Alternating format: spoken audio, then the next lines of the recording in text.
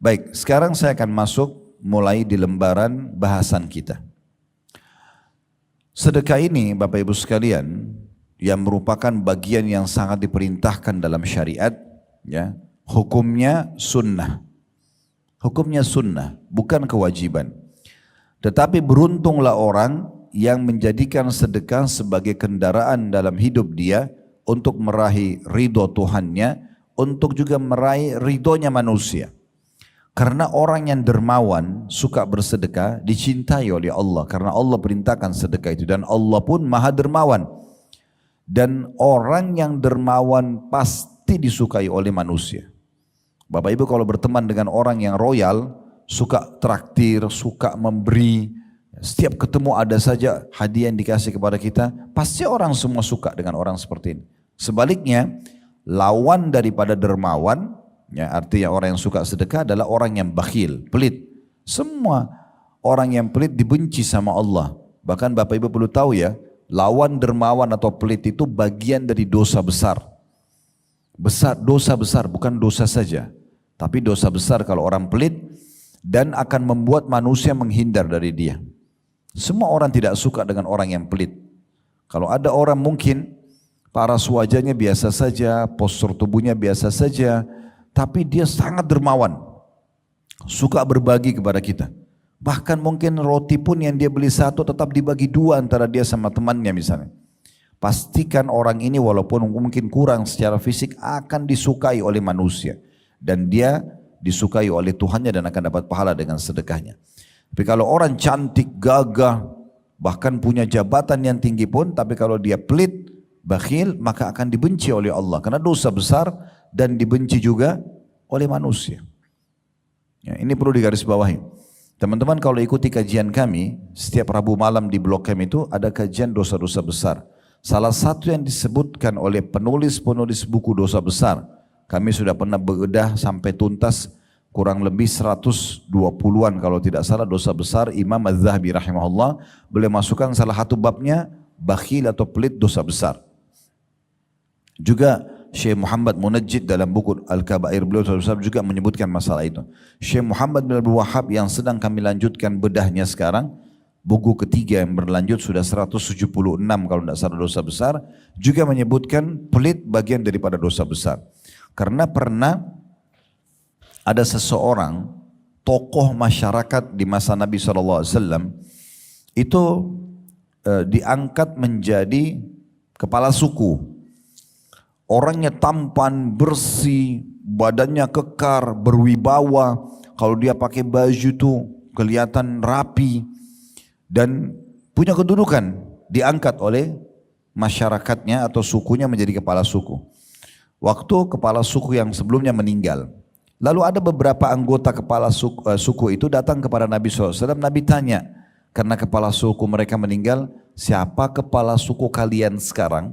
Disebutlah Fulan bin Fulan, namanya orang yang tadi tampan, bersih, berwibawa, badannya kekar, pakaiannya rapi. Bahkan dia kaya raya.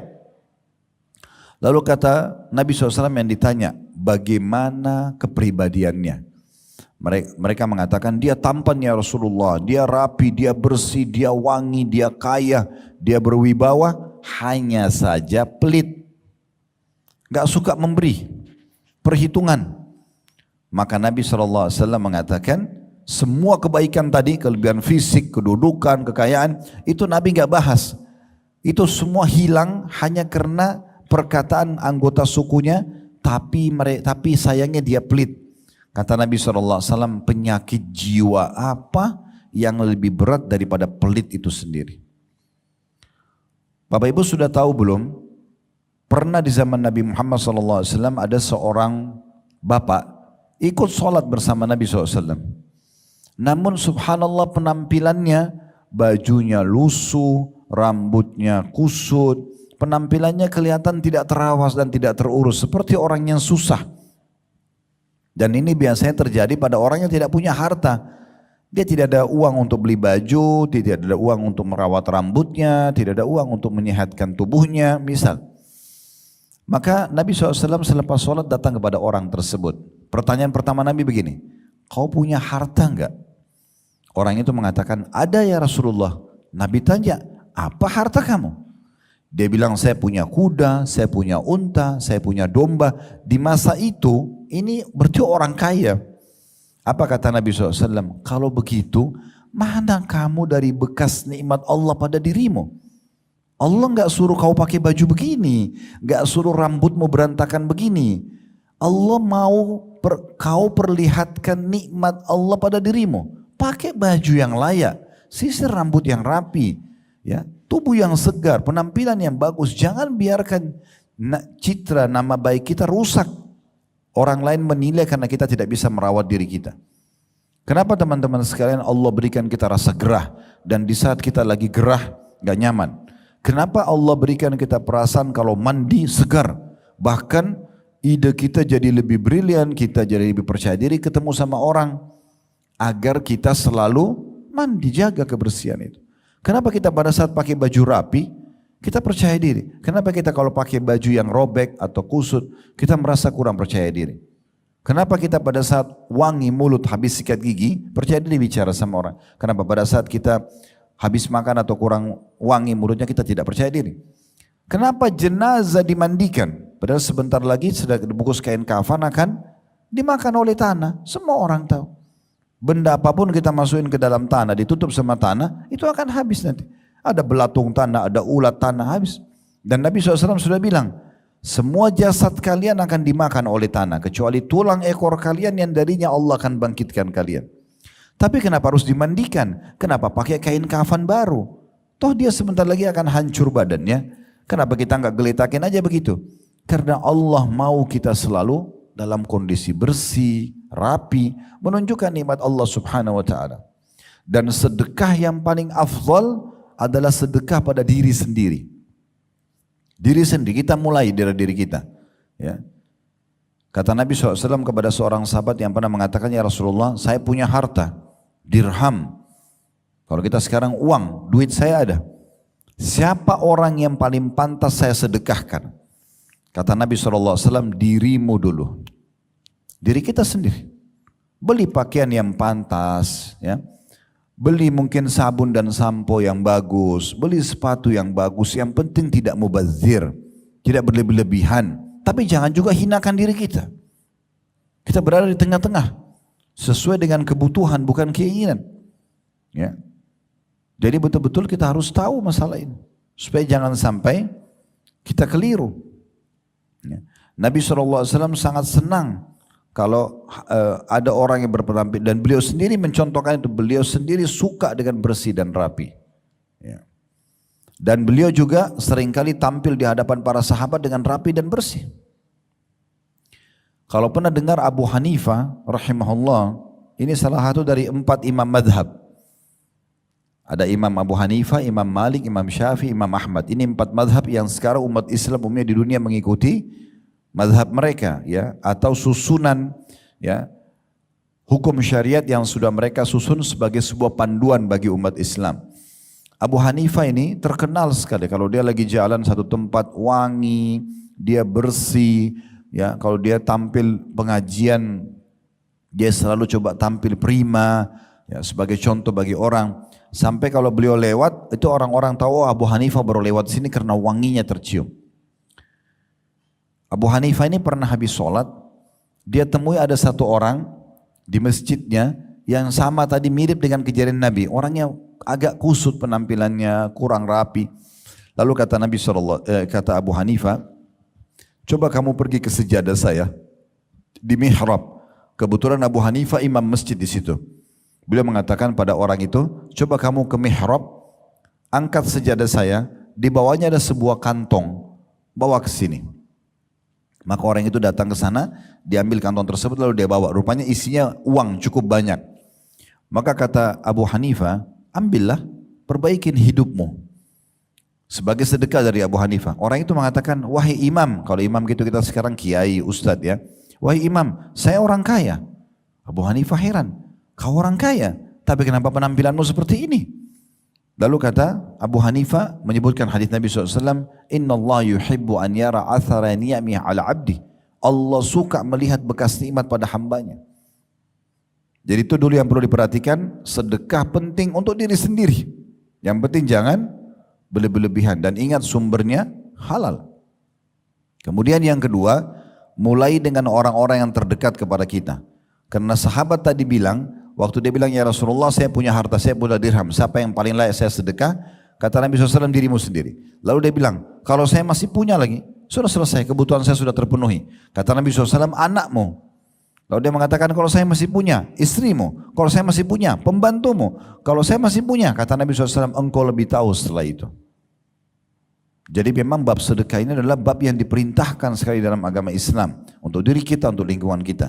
Dan sebagaimana saya bahasakan tadi teman-teman, kita kalau terbiasa sedekah, pahalanya besar melimpah. Nah, sebagaimana tadi garis besar sudah saya bacakan daftar isi, apa yang kita dapatkan kalau sedekah. Ya. Yang paling sederhana, semua yang Bapak Ibu keluarkan akan bernilai ibadah di sisi Allah Subhanahu Wa Taala karena sedekah perintah. Dan yang kedua, pasti Allah ganti. Pasti Allah ganti. Salah satu dari 9 poin itu ada, pasti Allah mengganti sedekah kita. Kalau Bapak Ibu ingin memperhatikan dalilnya ada disebutkan dalam surah Saba. Surah nomor 34 ayat 39. Potongan ayat, wa ma anfaqtum min syai'in fahuwa yukhlifu. Yang kalian keluarkan di jalan Allah pasti akan diganti. Ini masalah sedekah.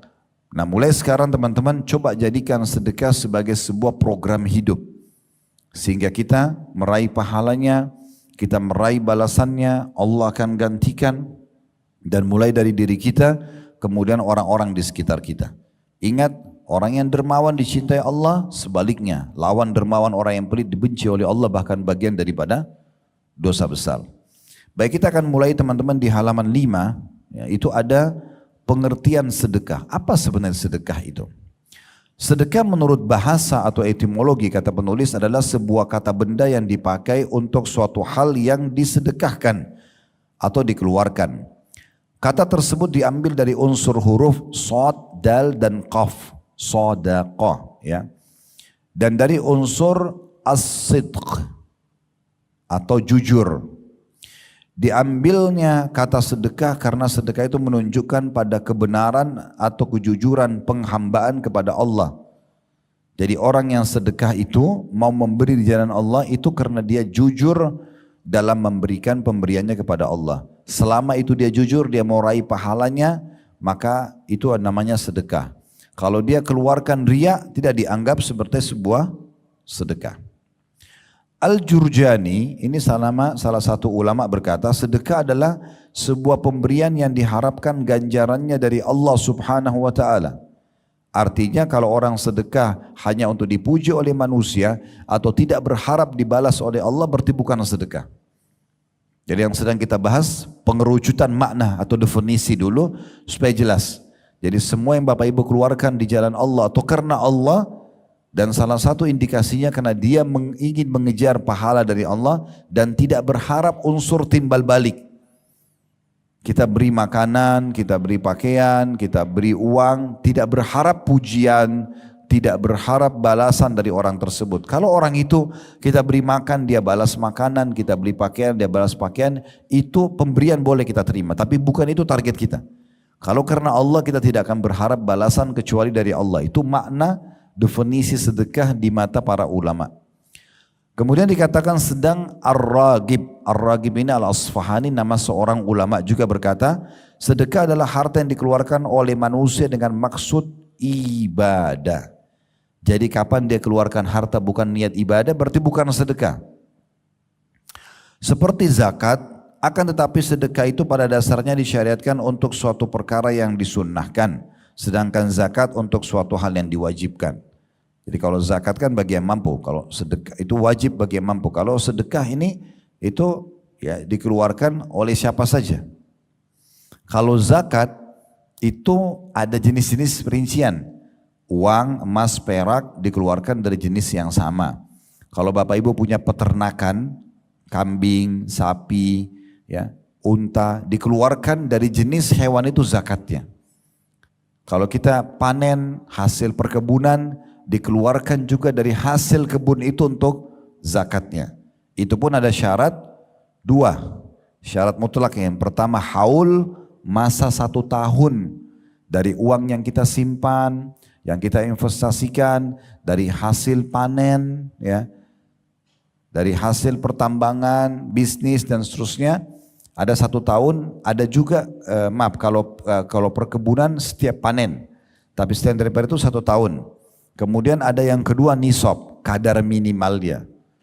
Kalau harta kita 85 gram emas setiap bulan sama sampai bulan ke-12, baru kita keluarkan di bulan ke-12 2,5%-nya.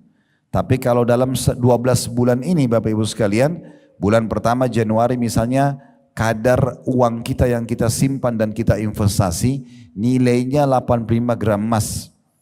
Jadi kalau kita hitung sekarang 1 juta 1 gram berarti 85 juta uang tabungan ibu dan bapak dan disimpan atau diinvestasikan.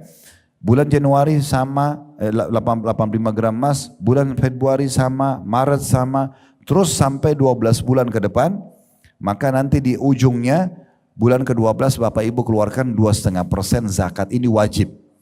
Tapi Allah ringankan zakat itu karena dia kewajiban. Kalau bulan pertama, bulan kedua, bulan ketiga, bulan keempat, bulan kelima, bulan keenam, bulan ketujuh misalnya semuanya sama nih, 85 gram emas setiap bulan. Bulan ke-8 Bapak Ibu kebetulan ada kebutuhan, biaya rumah sakit, biaya apalah sekolah anak.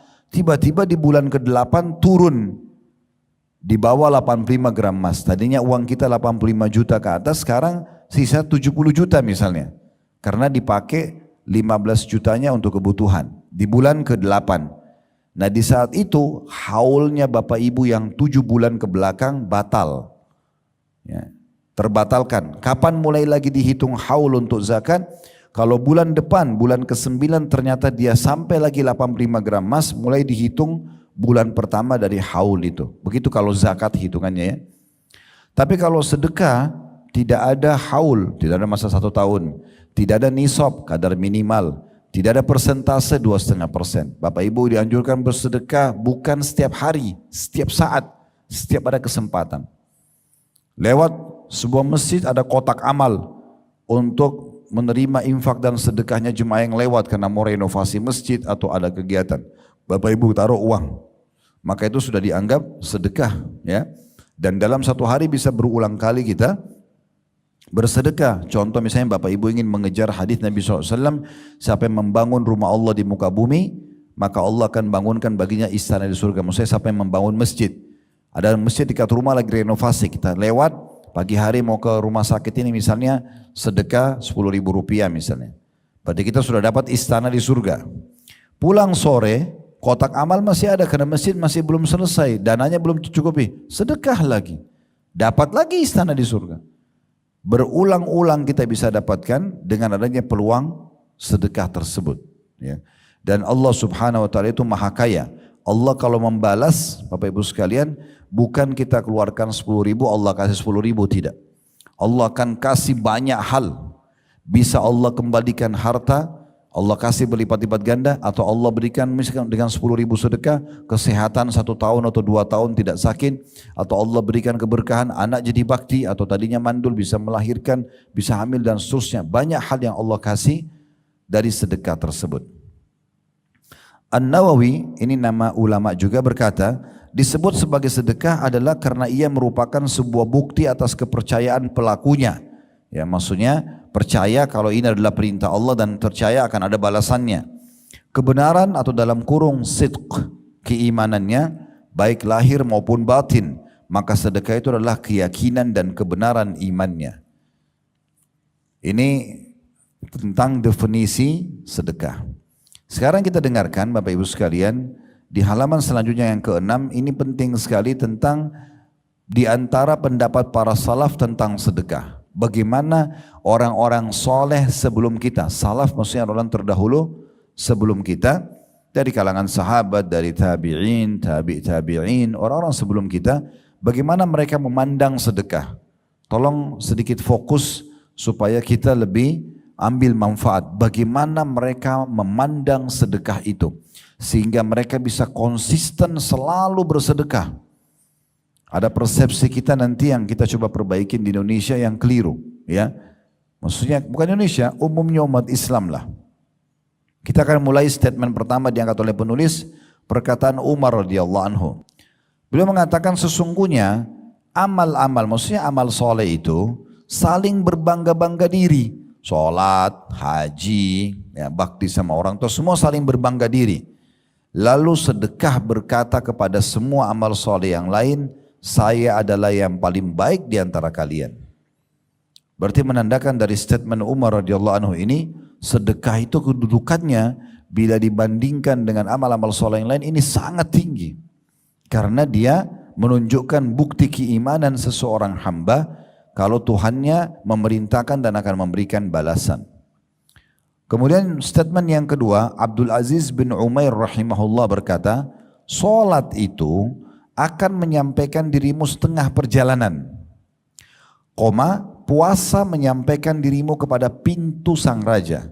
Solat setengah perjalanan, puasa akan membawa kamu ke pintu istana sang raja, maksudnya Allah subhanahu wa ta'ala. Sedangkan sedekah akan menyampaikan dirimu ke hadapan raja tersebut. Jadi luar biasa. Kalau dalam statement ini berarti menandakan sedekah itu seperti puncak daripada ibadah itu semuanya. Jadi kalau mau tahu orang itu betul-betul tulus dalam sholatnya, tulus dalam puasanya, dia sedekah nggak sih? Karena sedekah itu pembuktian terhadap keimanan.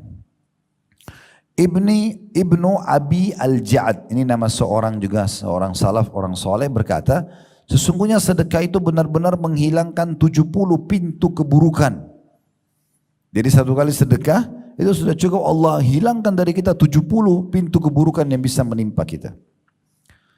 Kemudian Yahya bin Mu'adz rahimahullah berkata, tidaklah saya mengetahui suatu biji yang bisa mengimbangi gunung di dunia ini kecuali sedekah. Maksudnya sedikit dikeluarin, sedekah sepotong roti, sedekah sesendok nasi, misalnya 1.000 rupiah, itu udah cukup nilainya bergunung-gunung nanti pada hari kiamat. Asy-Sya'bi, ini sama juga salah satu ulama berkata, barang siapa, nah ini metodenya ya, bagaimana, tadi itu kan semua tentang kedudukan sedekah. Mulai dari perkataan Asy-Sya'bi, setelahnya ada Al-Laits, ada Al-Fudail bin Iyad, ini cara kita memandang sedekah. Yang tadi saya bilang teman-teman, harus kita ubah persepsi kita. Kalau kita selalu punya persepsi, orang minta nih, lagi di jalan, Anda naik mobil atau naik motor, ada orang ulurin tangan. Lalu kita punya persepsi, oh dia butuh dengan saya. Makanya kita dengan cueknya menolak dia. Karena kita anggap dia butuh. Atau kita memberikan uang tanpa melihat wajahnya pun. Mungkin ada orang naik mobil, begitu orang minta bantuan, kaca mobil turunkan sedikit, dia mungkin cuma jepit uang 500 rupiah atau 1.000 rupiah dikeluarkan. Ya, seakan-akan menghinakan si penerima itu. Ingat, ini persepsi salah. Lalu bagaimana persepsi yang benar tentang sedekah? Balik, yang butuh dengan sedekah tersebut adalah saya, bukan orang miskin itu. Jadi kalau ada orang miskin yang minta, kita harus tanamkan dalam diri kita, saya yang sedang butuh. Karena kalau dia tidak datang orang ini, saya mau sedekah kemana? Dia menerima uang yang kita kasih 1 juta rupiah, 500 ribu, 100 ribu, 10 ribu, 5 ribu misalnya, 1.000 rupiah pun kita kasih ke dia, nilai itu dipakai sama dia, beli air mineral, beli roti, beli kebutuhan dia, bayar utangnya misalnya, dia pakai, habislah. Tapi kita dalam teori agama kita, agama Islam, nilai ini sedang dibawa ke timbangan amal kita nanti. Bahkan bukan cuma seperti itu, dilipat gandakan. Nah perhatikan statement yang menarik dari Asy-Sya'bi rahimahullah. Ya. Beliau mengatakan barang siapa yang tidak memperlihatkan bahwa dirinya lebih butuh kepada ganjaran sedekah. Siapa yang mau sedekah tapi dia tidak perlihatkan kalau sebenarnya dengan sedekah ini dia lebih butuh untuk sedekah agar dapat ganjaran dari Allah daripada seorang fakir yang butuh kepada sedekah itu, maka dia telah membatalkan sedekahnya dan telah memukul wajahnya sendiri dengannya. Apa maksudnya? Kalau anggap remeh penerima sedekah itu, menganggap dia yang butuh, bisa batal sedekah kita. Karena seakan-akan kita enggak tulus kepada Allah Subhanahu wa taala.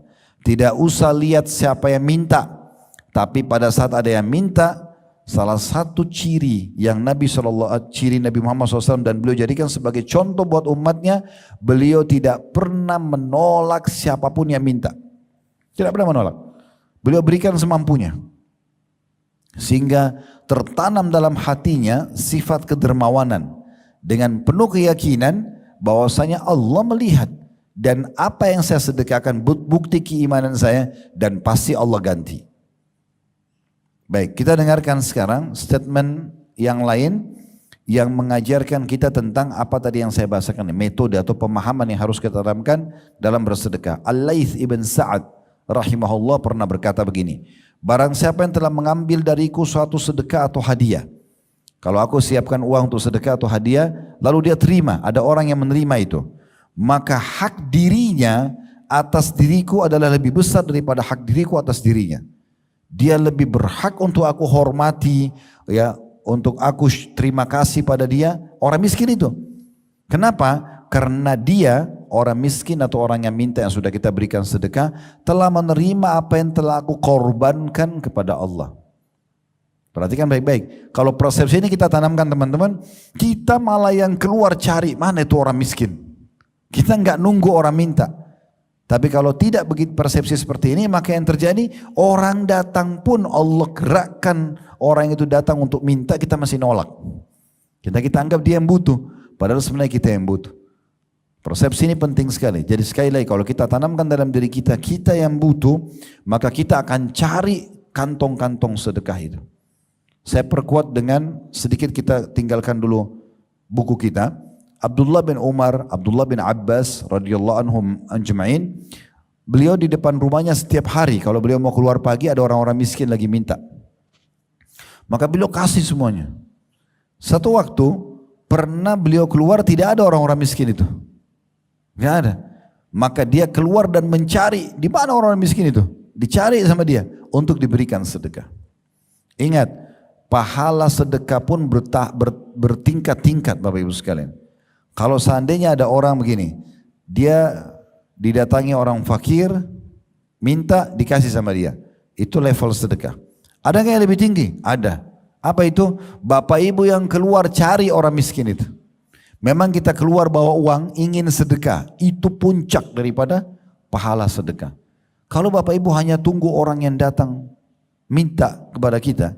Kalau anda tinggal di satu komplek yang mewah misalnya, ada security-nya. Kita keluar dari rumah komplek langsung masuk pintu tol lalu ke tempat kerja. Kapan ketemu orang miskinnya? Sehingga kita harusnya mencari kantong-kantong itu. Kita harus tanamkan kalau kita sangat butuh dengan sedekah itu. Perhatikan sini perkataan Fudail bin Iyad rahimahullah. Ini perkataan yang sangat menarik. Jadi Fudail bin Iyad ini seorang ulama tabi'in yang terkenal dengan kesolehannya. Dia pernah menyiapkan beberapa bungkusan ya untuk disedekahkan, dan setelah dia berikan kepada orang-orang itu, dia berkata begini, berkata kepada orang-orang yang telah menerima sedekahnya, ya, orang sudah terima lalu pergi, dia bilang sama orang-orang di sekitarnya, mereka orang-orang yang menerima sedekah saya itu membawa perbekalan kita menuju akhirat tanpa upah sedikit pun, hingga mereka meletakkannya di atas timbangan di hadapan Allah hari kiamat. Coba renungin yang saya katakan ya. Kita kalau kasih orang itu 1 juta rupiah, 100.000 rupiah misalnya. Kemudian dipakai untuk kebutuhan dia tadi saya bilang. Habislah. Bagi dia sudah habis. Dia beli makanan, dia beli pakaian, habis. Tapi bagi kita tidak. Nilainya itu dibawa oleh orang ini, dia penyebabnya ketimbangan amal kita hari kiamat. Dengan itu kita bisa dapat. Ini persepsi harus ditanam benar-benar ini. Sehingga kita selalu merasa kita yang butuh dengan sedekah itu. Dan dengan ini kita tidak akan pernah menolak siapapun yang minta sama kita. Kasih saja. Ya. Kemudian ada statement selanjutnya. Ini statement Ali bin Abi Thalib yang perlu juga kita renungi. Nanti kita tutup dengan ini ya. Insya Allah nanti tentang pahala sedekah dan buahnya kita akan bahas di pertemuan akan datang ya. Kita bahas statement ini. Jadi statement Ali bin Abi Thalib ini Bapak Ibu sekalian menjelaskan kepada kita poin penting. Apa itu? Kalau Bapak Ibu sedang Allah kasih kayak sekarang, Masya Allah teman-teman punya profesi, pekerjaan. Ada jabatannya ya. Bekerja misalnya. Nah, pekerjaan ini teman-teman sekalian mendatangkan income buat kita. Fahami baik-baik, berarti Allah sudah memberikan rezeki kepada kita. Siapa yang diberikan seperti ini, apalagi kalau sampai besar gajinya, atau dia bahkan selain kerja punya usaha, punya income tambahan. Harta itu bukan hanya buat kita. Ada hak orang lain di situ. Jangan pernah pelit ini. Jadi kalau kita punya tabungan 100 juta itu bukan punya kita sendiri. Buktinya kita kalau mati pada hari itu juga, itu jadi hak orang lain bukan? Jadi warisan. Ya kan gitu. Jadi bukan punya kita. Gunakan buat kita secukupnya, selebihnya sedekahkan. Kasih ke orang. Pasangan hidup, ke anak, suami kasih istri. Istri punya kelebihan, boleh gak kasih suaminya? Boleh. Walaupun bukan kewajiban bagi perempuan. Kasih ke anak, kasih ke pembantu, kasih ke tetangga. Perhatikan Ali mengajarkan kepada kita. Statementnya adalah, barang siapa yang telah diberikan suatu harta oleh Allah, maka saran beliau, dan ini hukum syariat, hendaklah ia menyambung kekerabatan dengannya. Justru perkuat silaturahim dengan uang itu. Ingat orang tua kita di kampung, kirimkan mereka sedikit dari gaji kita. Ya, ada saudara kita yang butuh bantuan, mungkin ada janda saudara kita, mungkin ada yang duda, mungkin ada yang masih butuh biaya sekolah. Kita punya kelebihan, kasih ke mereka. Hendaklah dia menyambung kekerabatan dengannya, memperindah jamuan untuk tamunya. Jadi begitu dia punya kelebihan harta, jamuan kita lebih baik lagi. Kalau tadinya kita pas-pasan, kita cuma bisa kasih sepotong kue atau roti sama air, sekarang Allah sudah berikan lebih rezeki. Kasih dia nasi box. Lebih bagus lagi, kasih tambahan buah. Perindah jamuan buat tamu. Tujuannya untuk apa? Supaya harta itu jadi berkah. Allah akan kasih tambahan nanti dengan itu. Lalu kemudian menolong seseorang yang membutuhkan. Kemudian membebaskan tawanan. Ya, di masa dulu kalau ada peperangan, supaya tawanan bebas kan ditebus ya. Kemudian Ibnu Sabil itu orang terputus jalan. Ada orang dari Surabaya datang ke Jakarta, dirampok di terminal. Datang ke kita, saya mau pulang mas, saya mau pulang pak, saya mau pulang bu, mbak, tolong bantu saya transportnya 30.000. Oh ya silakan, langsung kasih. Dia pulang kita dapat pahalanya gitu. Jangan bilang setan bisikin nih, kayaknya dia bohong nih. Kita terima lagi bisikan itu. Iya kayaknya bohong. Negosiasi sama syaitan. Tugas kita kalau ada kesempatan untuk sedekah, eksekusi. Bukan negosiasi. Langsung selesai. Enggak usah pikirkan orang itu jujur atau tidak. Innamal a'malu bin niat. Semua sesuai dengan niatnya. Bapak ibu kalau sedekah, dapat pahalanya. Kalau si penerima itu bohong, dia pakai kaki palsu lah, dia pakai tangan palsu, dia bohong. Dia sesuai dengan niatnya, gak usah khawatir. Saya pernah jelaskan di pertemuan perdana kita dulu, kalau di ruangan ini ada orang bawa proposal masjid. Ini Bapak Ibu sekarang ada proposal masjid, kita mau pakai, ya mau bangun. Nyumbang 100 juta, kita nyumbang semuanya rame-rame, keroyokin. 2 hari, 3 hari kemudian, sebulan kemudian kita dengar ternyata itu penipu. Dia bawa lari uang itu, rugikah kita? Demi Allah tidak. Innamal a'malu bin niat. Niat kita sedekah bangun masjid sudah dapat pahala di sisi Allah. Kita dapat istana di surga walaupun masjidnya belum dibangun. Dia kena menipu akan dihukum sama Allah, enggak usah khawatir. Allah itu Maha Adil. Ya, ini statement perlu sekali difahami. Saya kembali ulangi ya. Kata Ali bin Abi Thalib, barang siapa yang telah diberikan suatu harta, hendaklah dia menyambung kekerabatan dengannya, memperindah jamuan untuk tamunya, menolong seseorang yang membutuhkan, membebaskan tawanan, Ibnu Sabil orang terputus jalan, membantu orang-orang fakir miskin, para mujahidin, dan ini garis bawah ini penting banget nih, dan dia bersabar atas musibah yang menimpa hartanya. Ternyata harta yang kita punya, gaji yang kita punya, hasil bisnis kita yang kita punya, di situ ada hak kita, ada hak orang lain untuk kita bantu, dan akan ada ujiannya. Kita utangin orang dia tidak bayar, itu ujiannya. Kita investasi rugi, ditipu orang, itu ujiannya. Sabar. Semua orang akan melalui itu kalau diberikan harta. Jadi jangan heran. Itu kata beliau, jadi bersabar atas musibah yang menimpa hartanya. Karena dengan perkara-perkara itu dia akan memperoleh kemuliaan dunia dan akhirat. Dia akan mendapatkan, bisa memenuhi kebutuhannya dan akan dapat balasan besar nanti di akhirat. Ya kan gitu. Yang terakhir di sini ada dua statement ya. Ada satu statement ya. Maaf, cuma tinggal satu di sini, tapi nanti di paragraf terakhir ada juga statement yang menarik untuk dibahas. Kita tutup dengan ini. Statement Abu Hatim rahimahullah, seorang ulama tabi'in. Beliau memberikan perumpamaan supaya kita faham. Beliau mengadakan perumpamaan antara bakhil, orang pelit dan dermawan. Ini kan tidak bisa ketemu, seperti minyak sama air. Orang dermawan suka memberi, royal. Ingat, royalitas, dermawan akan mendatangkan loyalitas. Nggak akan ada loyalitas, orang baik dengan kita bersahabat, pasangan kita sayang sama kita, anak-anak patuh, tanpa ada royalitas nggak bisa. Loyal itu akan datang kalau royal dulu. Kita mau semua orang dengar kita, tapi pelit, gimana caranya? Nggak bisa muncul loyal tanpa royal, nggak bisa. Ya, itu penting sekali. Abu Hatim berkata, bakhil, orang yang pelit itu adalah sebuah pohon di neraka. Karena dia dosa besar kan, penyebab masuk neraka. Bakhil sebuah pohon di neraka, sedang ranting-rantingnya ada di dunia. Maka barang siapa yang bergelantungan pada salah satu dari ranting-ranting itu, niscaya ia akan menjerumuskannya ke dalam neraka. Sebagaimana kedermawanan itu adalah sebuah pohon di surga, di mana ranting-rantingnya berada di dunia. Dermawan, pohon di surga, rantingnya di dunia juga.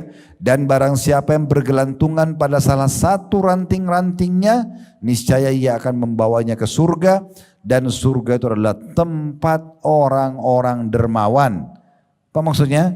Neraka tempatnya orang-orang bakhil. Ya. Ada jemaah saya buat kesaksian begini teman-teman. Banyak sekali nih. Setelah saya bahas tentang sedekah, mereka baru tergugah dan mereka praktikin. Ada sampai bilang sama saya begini, Ustaz, semenjak saya dengar ceramah Ustaz, saya jadi ketagihan sedekah. Karena betul apa yang disampaikan, setelah sedekah Allah datangkan rezeki yang tidak masuk di akal. Makin besar saya keluarkan, makin besar datang. Ingat, mau dapat ikan paus, pakai kapal tanker. Kalau pakai kail kecil nggak bisa. Ya? Celengan masjid lewat kasih 2.000, minta kesehatan, keturunan, keselamatan 2.000 rupiah. Bakhil. Kasih sesuai dengan kadar permintaannya, gitu kan? Makin besar kita keluarkan, maka makin besar responnya dari Allah Subhanahu wa taala. Makanya pernah Nabi SAW berkata kepada Asma binti Abi Bakar radhiyallahu anhuma. Ya, jadi Asma pada saat mau mengatur sedekahnya dia mau keluarkan, Nabi ingatkan, la tuki fayukallahu fayukillahu alaiki atau fayukallahu alaiki. Jangan kau perhitungan, keluarkan. Royal aja jalan Allah kasih. Kalau kau perhitungan, Allah juga akan perhitungan denganmu. Ini perkataan Nabi SAW kepada sahabat, kasih keluarin. Abdurrahman ibn Auf, Bapak Ibu sekalian, pernah kedatangan keuntungan 1 peti emas.